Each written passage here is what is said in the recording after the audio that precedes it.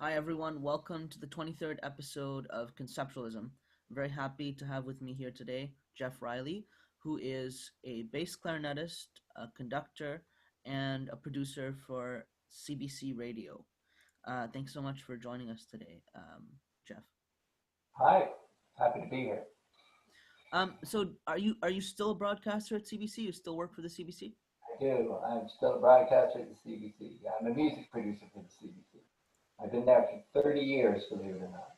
Wow, Yeah, that's yeah, incredible. That's that's dedication, man. That's dedication. yeah, yeah, yeah. Well, it's been years of uh, wonderful relationships with uh, a wide variety of musicians. So I've gotten to work with some incredible musicians, composers, performers, music creators, organizers, and festival managers and uh, promoters and pretty much everybody in the music business. And I've learned a great deal about this world and that we inhabit.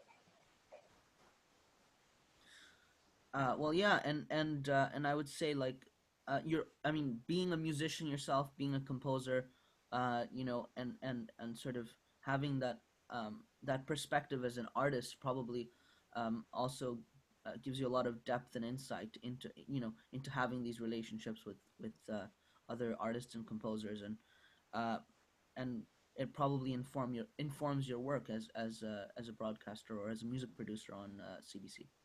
Well, yeah, I think it does. I mean, I think it does a lot. There's a lot more to being a music producer and broadcaster at the CBC than just being a musician. But most of my colleagues, 98% of my colleagues at the CBC that I work with in the music business are not musicians. Or they're not.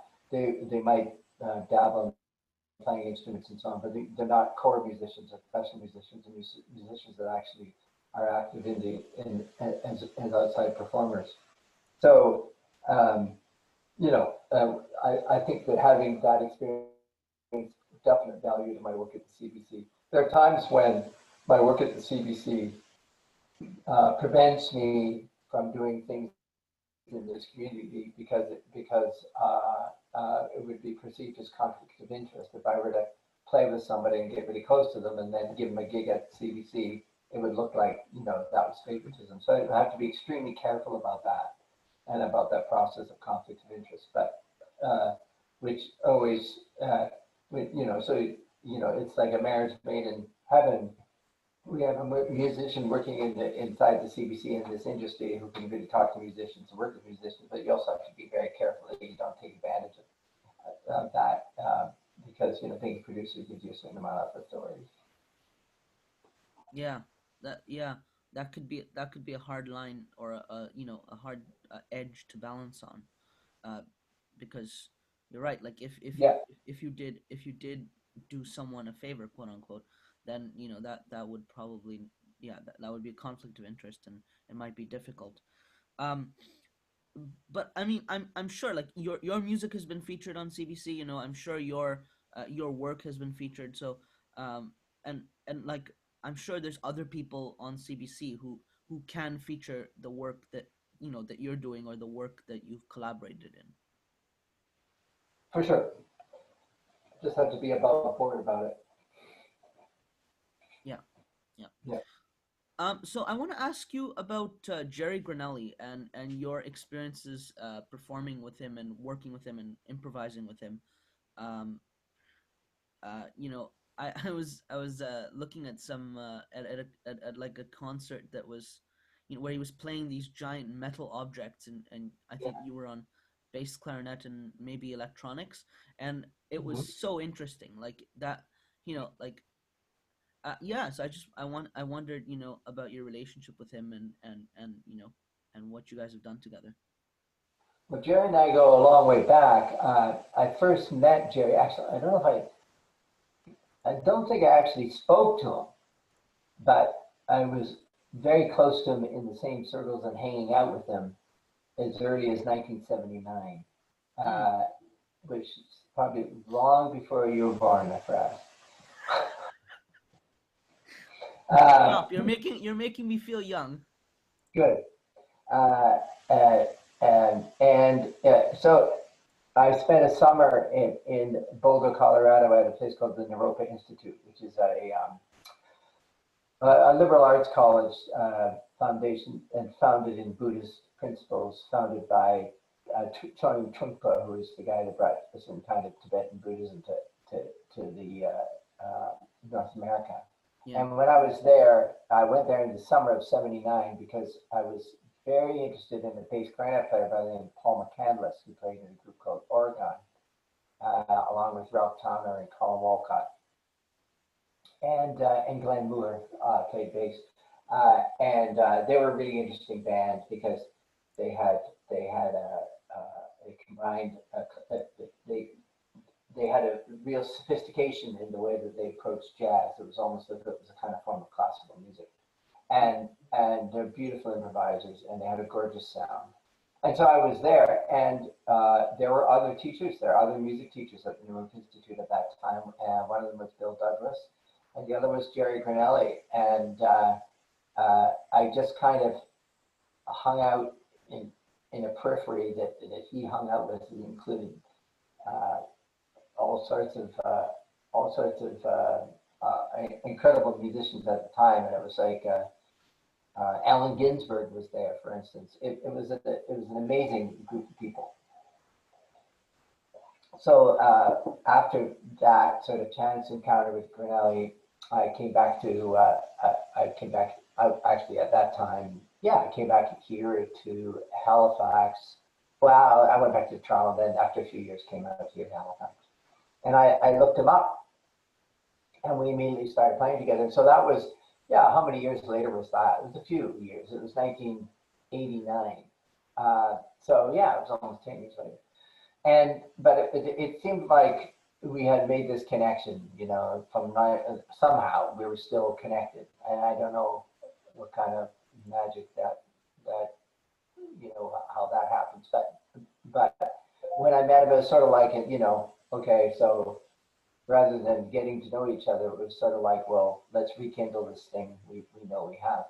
And and so we just started playing together in different kinds of situations and sort of hanging out and talking a lot and I brought him into the CBC a couple of times for interviews and so on. And then it just sort of evolved. And it's to make a long story short, because this is a really long story. Sorry, but I mean, we met.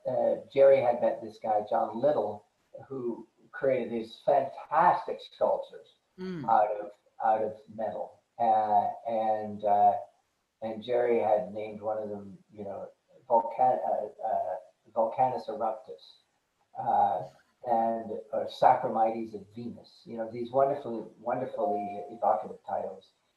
And so these instruments that, you know, had great big metal frames with things sticking out of them that you hit, and wired strings that you could either pluck or you could bow with these great big bows made out of packing tape. And there's another, you know, one instrument that was made entirely out of an oil drum, you know, like the oil tank that you use to store oil in your house, that had just this incredible resonance. And we decided that I think we got a grant for the Canada Council. We just pursued this, and we made an album together, and we called it Iron Sky. And it has, you know, a number of tracks that still get played a lot. And then we worked together on another big project with Wendy Eckert called Sand Hills Reunion. And then Jerry played extensively on my last solo release, which was To Dream of Silence. So, and then we played a whole bunch of concerts together and done quite a bit. And we're working together again. We're still in touch, and we're looking to collaborate with a bunch of different people, including Misha Bucher-Guzman, you know, in the not too distant future. So it's an ongoing thing. The guy's nearly 80, and he has such an extraordinary history. it's one of my great joys and privileges, I think, to be able to work with them. Yeah. No, he is. Yeah, he's definitely a. I mean, a legend. In terms. I mean, and I mean, like the people that he's brushed shoulders with, the people that he's played with. I mean, it's quite remarkable. And then, of course, there's the practice itself, like the way that he plays and the way that he approaches the instrument and just music making, and it's quite remarkable. I was lucky to be able to take the creative music workshop, um, Yeah, and yeah, that was a very important experience in my you know in my Halifax period, definitely. yeah, you know yeah. um, and so you said that there's this potential collaboration with Misha. So like she's obviously a classically trained singer. So would she be improvising, or would it be scored, or like what's the idea there? We're still trying to figure that out. Hmm. It's a good question. It's a really good question. So what did we do, right? We got together and we did some improvising together, and it felt really good. And I think that uh, one thing that could happen is I could sort of be sort of the guy in the middle between Jerry and Misha, who are these two giant musicians, who kind of stick handles the relationship. Give Misha a melody, or Jerry gives me a groove, and that I find, I'm the guy that finds common ground between them. Hmm. Although it's hard to say. I mean, Misha's quite an extraordinary exploratory musician who's quite capable of improvising amongst many other things. So maybe I can answer that question better once we try it. Right. Right. Um, yeah, I met her. I met her at a house party, um, in in Halifax, um, and that was quite interesting. Yeah, it's Um, always interesting. yeah, it's interesting, like that, like you know, being uh being in in certain, I guess, certain circles, and then the people that you meet because people know people. Um, it's a tight knit community for sure. So I think you know, in terms of this quote unquote idea of networking, although I hate that idea, the idea of like meeting new people and having these experiences, like it's facilitated definitely by the fact that Halifax is a very tight knit musical community, and everybody seems to know everybody. I mean, in Toronto, it's also very tight knit, but it's a much bigger community, so not everybody knows everybody. You know, there's Yeah, there's whereas Nova Scotia has this feel of like a village. I mean, even though Halifax is a city, it still feels like a you know like everybody yeah, knows everybody. yeah, for sure. Yeah. And and that's a good thing because it's an interesting thing. Is like in Toronto. I mean, I lived in Toronto for 10 years, and the one thing I noticed. I mean, there are extraordinary musicians in Toronto, and there are extraordinary communities of musicians in Toronto, Yes. and the best of the best in Toronto are amongst the best in the world. Hmm. Um, and so it's an incredibly rich place to live and to be. But the one thing I did notice about Toronto, because it's so big and there are so many musicians, that musicians have the luxury of not relating to everybody who's a musician in the community, right? So you can form your own particular unique silos of your own musical approaches, and and there is just because of the size of the community, there I don't know, there's more of a tendency to find people that you have common ground with and stick with them, Mm. and that allows for that particular genre or that particular world to evolve, but it doesn't allow for a lot of cross collaboration. Uh, I mean, I'm generalizing. I'm Yeah. not saying that. Of course, people you know go outside their own particular silos in Toronto and explore other world music possibilities. It's not forced upon them. It's done by choice. But in Yeah. Halifax, in a sense, it's forced upon you because the community is so small, and that you end up reaching out to anybody in the community. So then you'll find, people like Ben Kaplan bringing in classical musicians, or classical arrangers, or you'll find Symphony Nova Scotia doing really incredible collaborations with pop artists. Yeah. You'll find hip hop artists bringing in pretty much anybody that they can find, like Classified, and integrating them into a word burglar, any of the other great hip hop artists we have here. Just bringing in Misha. It seems to be a little more fluid Mm. here, which allows for musical growth and change and exploration. Yeah, and because I think partially because of that, like I'm really glad that I sort of launched my musical career in Nova Scotia, because I think Yeah, that was like, in terms of being an incubation period, or like having a space to sort of grow and explore and all that kind of thing. Lunenburg and Halifax were actually perfect places to yeah, do that kind of work. yeah. So the first time we met was actually in Lunenburg, and I came to the gig with you and Peter, Peter and Tiny, yeah. Peter Anthony Tiny, yes, yeah, yes, organist and composer and pianist, and yes, extraordinary musician. So he and he and he and I and you were playing together at this. I think it's like the Lunenburg something. It's like a it yeah. was It's in a little kind of a community center, sort of yes, bookstore, coffee shop, uh, old sail loft type of building. It was a really lovely place. Yeah, yeah. yeah, And then we were part of a concert series put on by Barbara Butler and Music Royale. Yeah, yes, yeah. yeah. So that was the first time we met, and He played with us, which was really great. Yeah, yeah. Well, I was really happy to do that. It was a really interesting experience.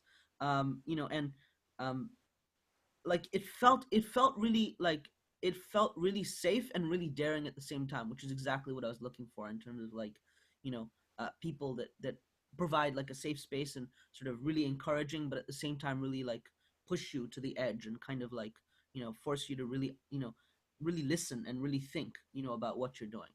So, yeah, and I felt that. I also felt that from you and Peter, like that interplay, the dialogue, the listening was like really, really on point. Like you guys were definitely, you had a thing going, um, and yeah, and I mean that comes from many years of experience, because you guys have worked together for a long time.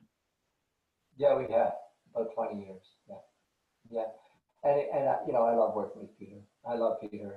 He's a very dear friend, and we've done an awful lot of music together, and we had some successes. I mean, in the 2000s, we were signed to Warner, Warner Classics, based in the UK, uh, thanks to a gentleman by the name of Lawrence Aston, who heard our music and thought it should be put on a major label. And we released an album called with Sanctuary with myself and Peter and a wonderful cellist by the name of Christophe Bode, who lives in Acadia, is a professor of music at Acadia, in Wolfville, Nova Scotia. And we released a bunch of albums, but I guess the most successful was an album on Warner Classics called The Heart Has Its Reasons. And it's interesting because Peter, when we were playing that trio and touring and playing all over Europe and North America, Europe many times, we we uh, Peter was kind of absorbing all the things the bass clarinet can do. He was kind of like it was becoming a part of his gestalt. It's like it was all that things that we were doing, all the sounds that I would make, and all that when we were improvising together, just sort of went in his head. And uh, uh, he we floated the idea that maybe he should write something for me as a soloist, Mm. because he knew my music so much, and I was kind of interested in going that direction. So he wrote a piece for me called based on the biblical text of the Lamentations of Jeremiah, which is a biblical text that a lot of composers have actually adopted. Not like the Stabat Mater or some of the bigger, more popular texts in the Bible, but it is, Stravinsky did a version of it, and uh, Ockeghem did a mass. There's quite a few over the years, and it's an interesting text. Um, kind of resonates. It's the story of Jeremiah the prophet. The prophet is never recognized in their own country, and it's basically the story of a guy who said, "Well, if we don't change what we're doing, we're going to be destroyed." And he was right, but they killed him instead of listening to his message. And nowadays, in terms of the coming the coming apocalypse, which everybody talks about, that certainly around climate change, the early prophets of climate change were ignored. So there was resonance with our time. Anyway, Peter wrote this 5-movement work for bass clarinet and choir of all things, a 20-voice chamber choir that we recorded for ECM records in Manfred Eicher and ECM with the Almaranzer Singers in Toronto. So that was an incredibly successful project, and then we did another album called Responsio based on a mass by Guillaume de Machaut that he wrote in 1465. So we've always had this real interest in early music and how it can be informed by contemporary approaches. Right. And we did this piece called Responsio, which was a multi-movement work based on Guillaume de Machaut's Message de Notre Dame. And then we brought in 4 really beautiful singers into this piece for bass clarinet vocal quartet. And that one was very successful. It won for Peter as a composition, won the Lieutenant Governor's Masterworks Award. So that was really successful. So that Peter and I working together have had some real moments, and it's an ongoing thing. We're working on another big project right now with the Laura Festival Singers. We're very excited about that. Won't be released till 2022, but we're very excited about it. So it's an ongoing thing, and it has an incredible, a lot of depth and richness, and we've shared a lot of wonderful experiences together musically, for sure. And you also use electronics to modify the sound of the bass clarinet in certain contexts. Um, Well, no, not really. No, I've experimented with integrating electronic sounds into composition. Like for To Dream of Silence, which is my last album, yes. uh, there's a lot of electronic sounds that that that I created through sound designing, Right. based on samples, Hmm. which then become integrated into the performance. So they're not like what any one instrument can play.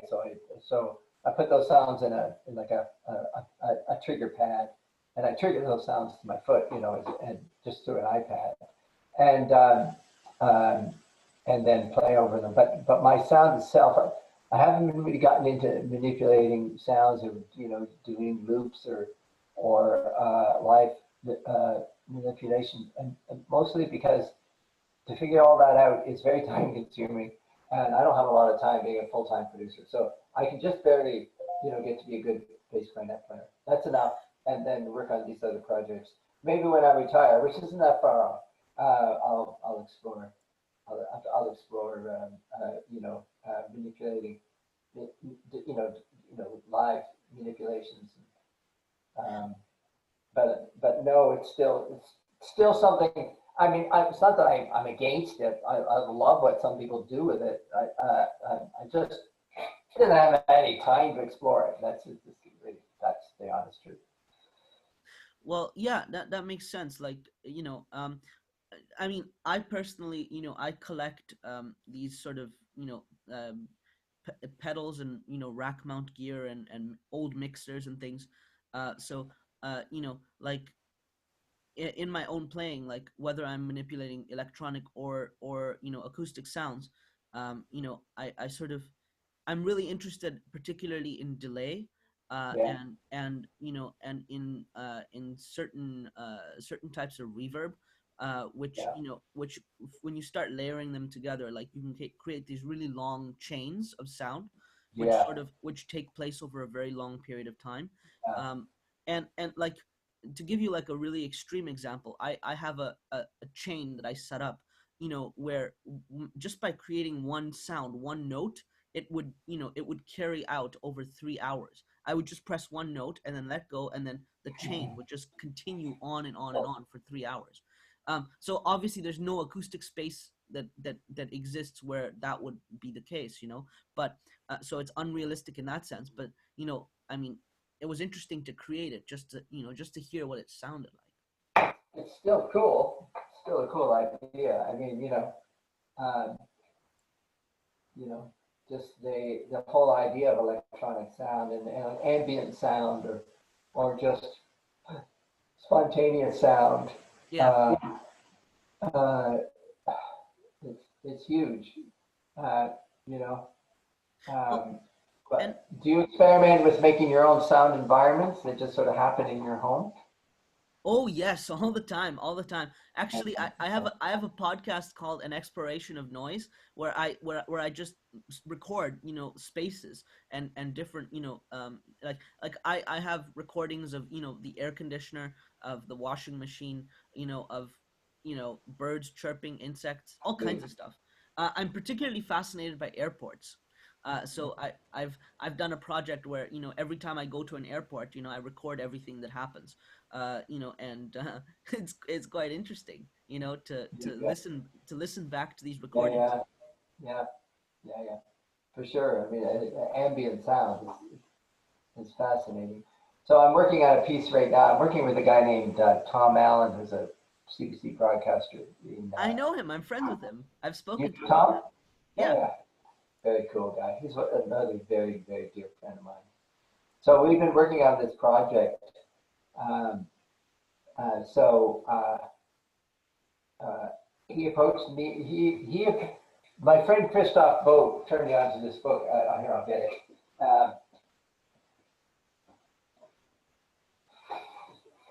That I've been reading slowly and deliberately. It's called. Can you see it? No. Yeah, I can see it.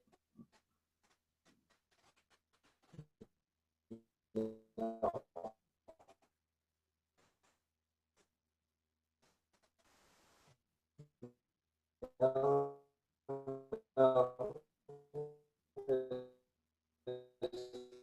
See if I can get others. Oh, and uh, descriptive and capable author by the name of Kay Larson, and she's a Tibetan Buddhist like Jerry Benelli and I are, and but she wrote this analysis of John Cage and his relationship to Zen Buddhism, how Buddhism informs his music, Right. and I was really getting into this book, and then Tom Allen phoned me up and he said, "Well, I want to do this thing which is it describes a night that John Cage got lost in a forest in Saskatchewan." And I thought, "Wow, that's interesting." And so so uh, uh, we just started talking and talk and so John Cage, when he went to this artist colony in Saskatchewan and was asked to teach there over a span of 10 days, and then before he left, uh, a journal asked him to write an article about uh, his approach to music, and he said, "Oh man, I don't have time." But then he thought about it. He said, "Well, I'm going to this place for 10 days. If I wrote 150 words a day, at the end of that period of time, I'll have written 2,500, 1,500 words, and that's a pretty good essay for a magazine, right?" So he went to this colony, and he was teaching, and he was writing 150 words a day. And at one point, he was out in the woods, and he was looking for a particular type of mushroom. He found these hidden in rependums, these type of mushroom, and he was so fascinated with them that he got distracted and he stayed there for a very long time exploring it. Suddenly it was dark and he couldn't get home, so he spent the night out in the woods, right? But he still wrote his journal. He still wrote his 150 words. So this was something fascinating to Tom. So Tom created this similar thing where he had 10 150 word little essays, and they were about John Cage getting lost, and Tom's own experience of getting lost and my experience of getting lost, that he wanted to he and I to create music for. So we've done quite a few of them so far, but the one I'm working on now, when you were talking about just sounds in airports, it reminded me because uh, when the way I've scored it is Tom. I got Tom to give me the words that he's going to be using, the 150 words, and to read them. And so I put them in Pro Tools. And then I took another track in Pro Tools. I took a really nice mic that I had, stuck it out the window in my room here. And then the exact time it took Tom to talk, I just recorded the ambient sounds that happened outside, right? Yeah. And then I got that in. And then I made a little score, and I wrote out the entire what exactly happened in that period of time. And now I'm busy orchestrating it. So it's like there's a little sound like this, which was like a bird or something. And then there was a kind of an industrial noise. And then there was leaves rustling. And then there's a cat scratching. And each one of those things I've assigned to certain parameters or certain triggers certain types of events. And the events, then, if there's notes involved, I choose the notes by random. So everything is chosen by random, but it's connected to other random events. So, you know, the random events, what's happened out there, and then all the random associations with those random events that I use to create a sonic score. So that has nothing to do with me. It's everything to do with what I just discovered around me and then assign. And that was the really fascinating thing about this book, is that John Cage spent his entire life trying to disassociate himself from controlling any of his compositions. They were all based on chance parameters because he wanted to get the ego out of the process. So Buddhism had a great deal of influence on his desire to get ego out of the process. In any case, I'm working on that thing. Hopefully, we're going to have that finished in a week or so. But yeah, it's been a nice little project. That's really cool. That's Yeah. very, very, very cool. I can send you the YouTube link for one that's already existed if Mm, you're interested. yes, please. Yeah. Yeah, I mean, I am a huge, admirer of Cage's work, and I would say, like, very, very informed by it, for sure. Um, Yeah, you know, and also, like, in terms of, like, introducing chants into my music, or into my, my sound art. uh you know I like setting up little systems that sort of, and this is kind of like Brian Eno too, in that, I set up these little generative systems where, I set a bunch of rules that are random or semi-random, and then I just let them play out over a very long period of time. And I'll kind of listen to this while I'm doing other things, just before I'm going to sleep, while I'm reading a book, while I'm eating, whatever. I'll listen to these things playing out, and when I hear something interesting, because it's all being recorded on my computer while it's happening, then I can go there and isolate that snippet and then use that for whatever project or whatever little, thing that I'm doing. And it's really interesting because I try to have these processes going on all the time, and that's always running in the background. So uh so it's kind of like my own music box, where but what you're doing is you're listening and you're listening and you're picking out the things that you really think are good, and then you're using them, right? Which is what musicians do. I do it. We all do that kind of thing. But it's not what John Cage did, right? But what no. John Cage did, when he would set up chance parameters, and then he would let the piece play, and whatever happened, is what happened. happened, Yes. and you didn't manipulate it. And he said, you don't change the music or the sound. You change your relationship to how you listen to it, Right. which is quite profound, right?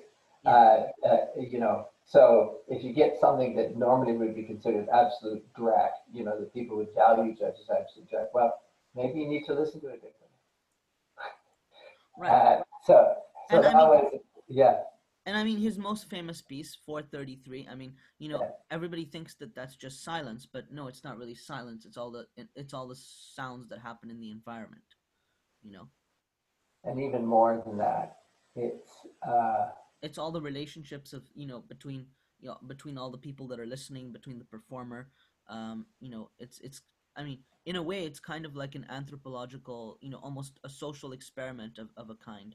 Um, you know, but it's the ultimate letting go of any desire to manipulate the outcome of a sonic event, I mean, right? apart from the time specification, because the time specification is, I mean, that's the one thing that Cage is controlling. Yeah, well, you gotta put it in some kind of context, I suppose. It's in three movements.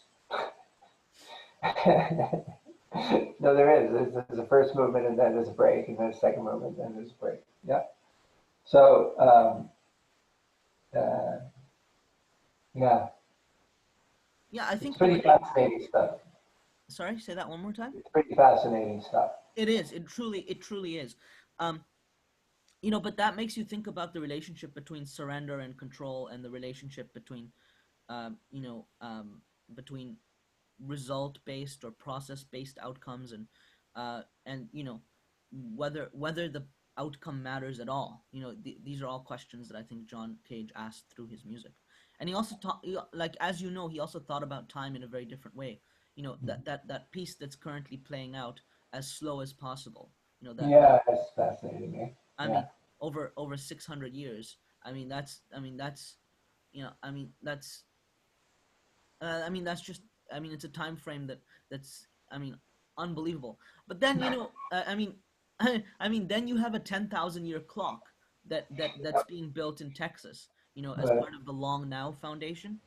oh, I And didn't know about that. Yeah, yeah, I mean, come on, a 10,000 year clock. I mean, it's like, that's, again, that's a scale that's almost unfathomable, because you know it almost defies the human experience, because nobody's yeah, going to be no, I mean, the people that worked on it, the people that actually, created this project, I mean, in a way, I mean, it's their legacy, but at the same time, they have no way of controlling it.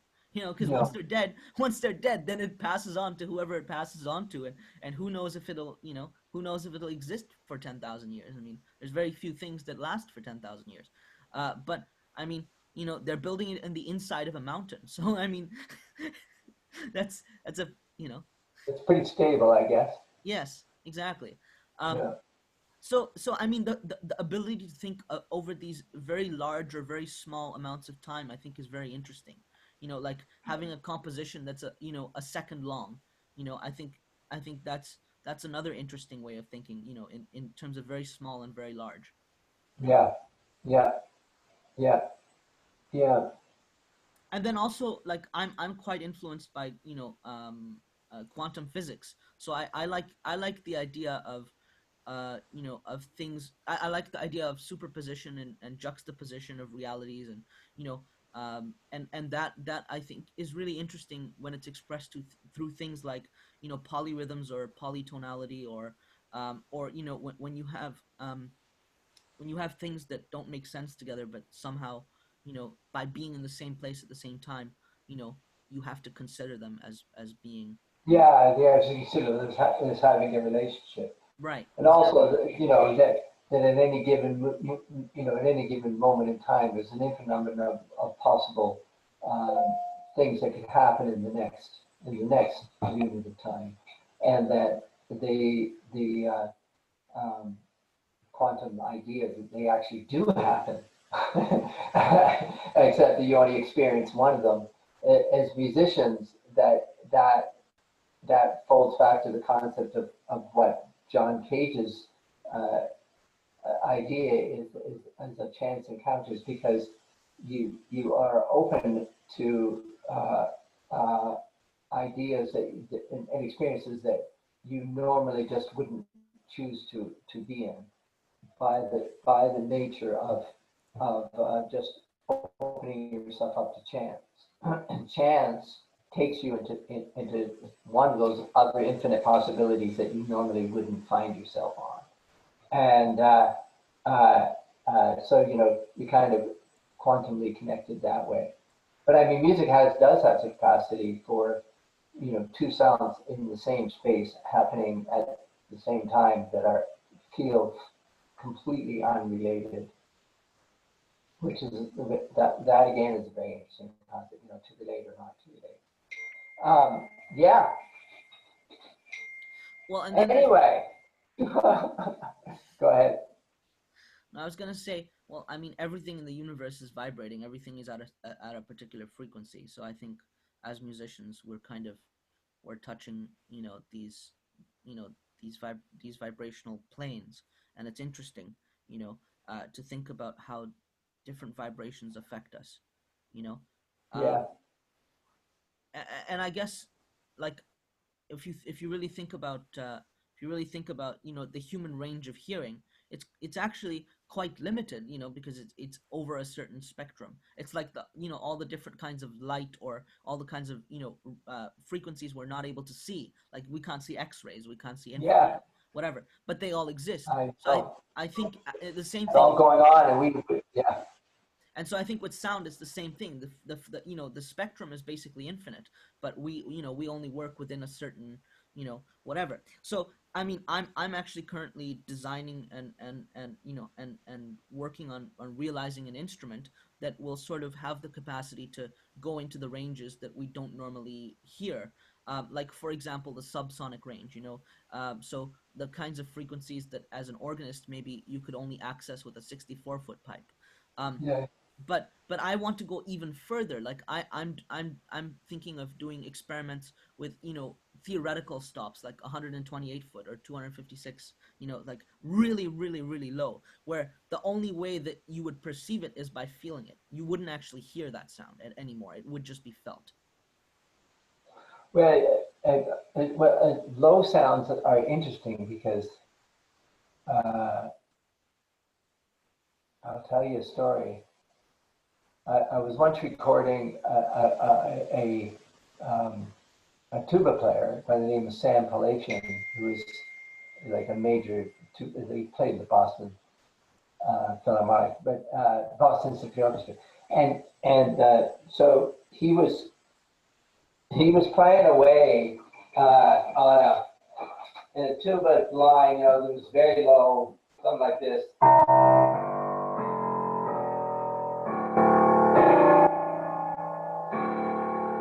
And then he went down to the tonic,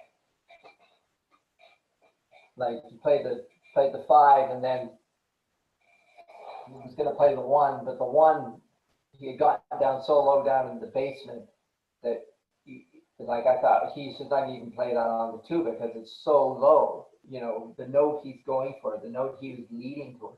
So what he did is he just went with his lips. And I thought, well, that's kind of ridiculous, And so I was playing it back, and I accidentally this is back in the days of tape. And I accidentally hit it at double speed.